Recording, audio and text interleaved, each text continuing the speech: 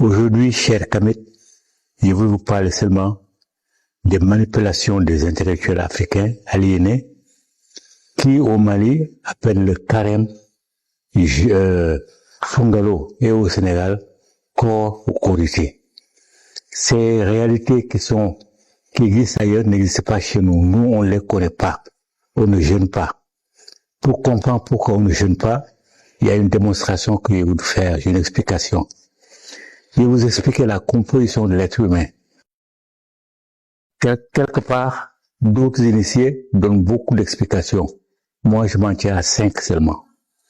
Le corps humain, l'être humain est composé d'un corps et d'une ombre projetée par le corps, d'une aura et d'une âme, l'aura projetée par l'âme, et enfin, d'une parcelle de la mère Père primordiale. Chez nous, la création n'existe pas. La mère Père primordiale n'existe pas. Nos ancêtres ont osé la définir, ont osé dire qu'elle est autogénérée, qu'elle est une parcelle d'énergie, simplement une énergie, qui dans le monde a atteint, après des milliards de vibrations, a pu atteindre l'exposition finale et est sortie et ensuite a commencé maintenant par habiter le monde. Les Dogons du Mali disent la même chose. L'œuf d'Ama, qui a grandi dans Hama, qui est plus petite que la graine de Fognon, elle aussi, après des milliards de vies, a atteint le maximum de vibration, a vibré, ça a explosé, et toutes les deux, en Égypte, comme chez les Dogons, comme ailleurs en Afrique, la mère Père primordiale s'est distribuée, elle n'est que énergie. Nous sommes donc énergie. C'est ce point-là qui est important. Nous sommes des parcelles d'énergie. Sans nous, elle n'existe pas. Sans elle, nous n'existons pas. Mais comme elle est éternelle, nous serons éternels. C'est ça qu'il faut savoir. Donc, elle n'exige à personne de jeûner, ce n'est pas son problème. Pour atteindre quoi?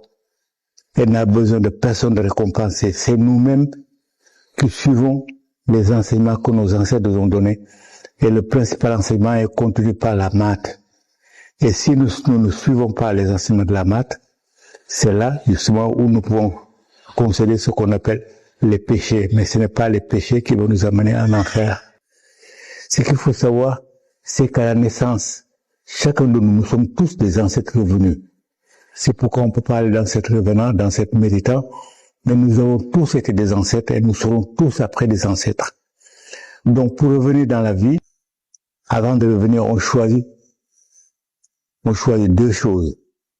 Qu'est-ce qu'on va faire pour un jour ne plus avoir à se réincarner et à rejoindre la mère Père primordiale? Qu'est-ce qu'on doit faire quand je vais me réincarner?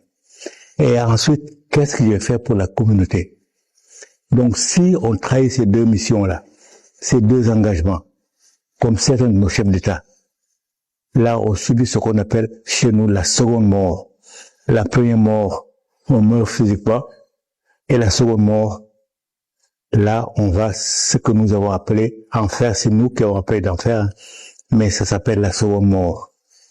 Alors en ce moment-là, nos ancêtres de la ligne maternelle refuseront de nous recevoir. Nos ancêtres de la ligne paternelle refuseront de nous recevoir en attendant une prochaine réincarnation. Et les ancêtres des autres peuples refuseront de nous recevoir parce qu'ils ne nous connaissent pas. Donc nous serons des sans domicile fixe. Et nous irons, en ce moment-là, ce que nous appelons, ce que nos ancêtres ont défini, ou plutôt que les autres ont copié, ont appelé enfer. Nous subissons la seconde mort et nous n'existons plus. Nous ne pouvons plus jamais nous réincarner. Comme on le voit ici, sans aller très loin, on comprend que il y a certains de nos dirigeants politiques qui ne reviendront plus jamais. Cela étant, maintenant, qu'est-ce que le carême? Le carême n'existe pas chez nous. La mère Père primordiale n'attend absolument rien et n'a rien à nous imposer. Les ancêtres ont défini les 42 commandements de la maths pour dire comment agir dans la vie. Donc, elle n'a absolument rien. Et dans les 42 commandements de la maths, il n'y a pas le carême. Et le carême, ou le jeûne, il est personnel. Il s'explique seulement par trois choses. On jeûne parce qu'on a un interdit alimentaire. Il est personnel. Mon interdit alimentaire ne peut pas être celui de l'autre, ou par hasard. Et mon interdit alimentaire parce que la mère Père primordiale a créé tous les règnes, minéraux, végétaux, animaux et humains. Donc chacun de nous vibre d'une vibration qui est harmonique avec une vibration du règne d'une vibration qui est du règne végétal. Alors pour ne pas être gêné, il y a l'interdit alimentaire. Il est personnel, il n'est pas pour le village. Et chez nous, c'est la solidarité. Si tout un village jeûne, qu'est-ce que vont devenir les invités de passage, les hôtes de passage? Voilà pourquoi on ne jeûne pas chez nous. Le jeûne, il est simplement personnel. Cela étant, les grands initiés et les grands initiés qui sont capables de théurgie, eux peuvent entrer en contact avec le monde invisible. On dit ce qui est en haut et comme ce qui est en bas, c'est inversement. Nous sommes pareils. Comme je l'ai dit, sans nous, la mère Père primordiale n'existe pas. Sans elle, nous n'existons pas non plus. Donc les grands initiés qui sont capables de théurgie peuvent entrer en contact avec le monde invisible pour éventuellement jeûner s'ils ont ces conditions pour réaliser leur mystère. De la même manière aussi, les mauvais d'entre eux peuvent puiser dans l'énergie négative qui est composée des personnes négatives qui ne se réincarnent plus pour réaliser leur miracle. Voilà la deuxième option, la plus importante. La troisième option maintenant s'adresse à nous, humains, à nous, kamites profanes, vous et moi. Les initiés nous ont dévoilé un secret. Quand on veut, on peut jeûner seulement pendant 2 phases, pleine lune et nouvelle lune. Seulement pleine lune et nouvelle lune.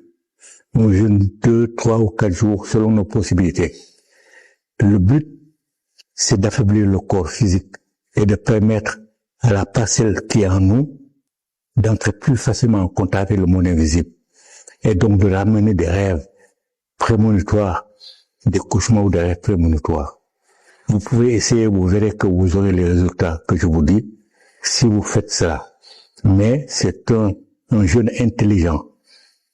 Si vous avez du mal à terminer la journée, mais vous mangez un œuf dur ou 2 œufs durs ou un fruit et surtout vous buvez beaucoup d'eau. L'eau est indispensable. Il faut boire beaucoup d'eau.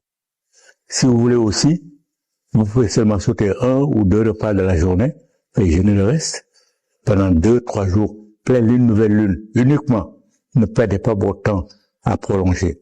Vous verrez, à part l'habitude, vous allez recevoir des rêves que vous n'avez jamais su, que vous n'aurez jamais eu, et qui vont vous aider votre famille, aider la communauté dans la vie.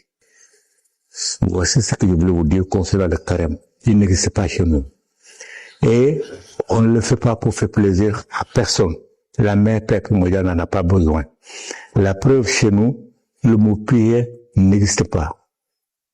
Parce que la prière est dangereuse. Elle est dangereuse parce qu'elle amène, disons, la résignation, le renoncement aux efforts. On prétend que quelqu'un va nous aider, on s'adresse à lui toute la journée durant, toutes les années de sa vie durant, il ne réagit jamais. Pourquoi la mère Père primordiale va-t-elle satisfaire l'un et laisser l'autre? Pourquoi va-t-elle faire un destin mauvais pour l'un et un destin bon pour l'autre? C'est pas son problème, c'est nous-mêmes qui travaillons. Donc quand vous voulez quelque chose, ne comptez sur personne, que sur les ancêtres. Seulement. Et les ancêtres sont obligés de nous aider parce qu'ils doivent revenir. Donc ils sont obligés de nous aider pour leur préparer de bonnes structures d'accueil.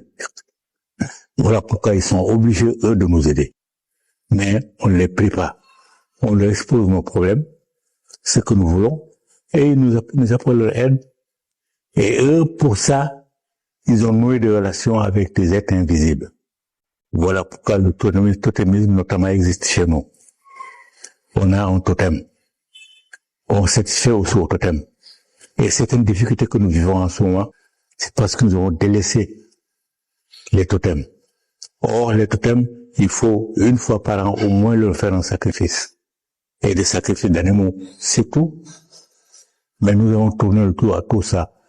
Il faut savoir que la prière est dangereuse. Il ne faut compter sur personne dans la vie que sur soi. Les ancêtres sont là maintenant pour nous accompagner. Ils vont pas faire à notre place ce que nous voulons. Ils nous accompagnent seulement. Les génies du terrain, c'est pareil. Ils nous accompagnent seulement. Ils ne font pas à notre place ce que nous souhaitons. Ils nous accompagnent et ils sont obligés de nous accompagner dans le cadre du contrat qu'ils ont noué avec les ancêtres. Et les ancêtres, eux, c'est-à-dire nous-mêmes, nous sommes obligés d'aider ceux qu'on va laisser derrière nous pour qu'ils puissent nous préparer de bonnes structures d'accueil. C'est ça qu'il faut savoir. Il faut savoir aussi une dernière chose que je vais vous dire. Sans la libération intellectuelle et spirituelle de l'Afrique ne sortira jamais de ces problèmes. Donc il faut nous approprier nos paradigmes, les paradigmes ancestraux. Il faut écarter les autres paradigmes. Ça ne nous intéresse pas, c'est pas notre problème. Voilà ce que je voulais vous dire, Kamit. Merci de m'avoir écouté. Merci de réfléchir à ce que je vous ai dit. Et merci d'en tenir compte. Vie, santé, force. Puissent nos vénérables ancêtres nous inspirer toujours la pensée juste, la parole juste et l'acte juste. Vie, santé, force. Amen, amen, amen, amen.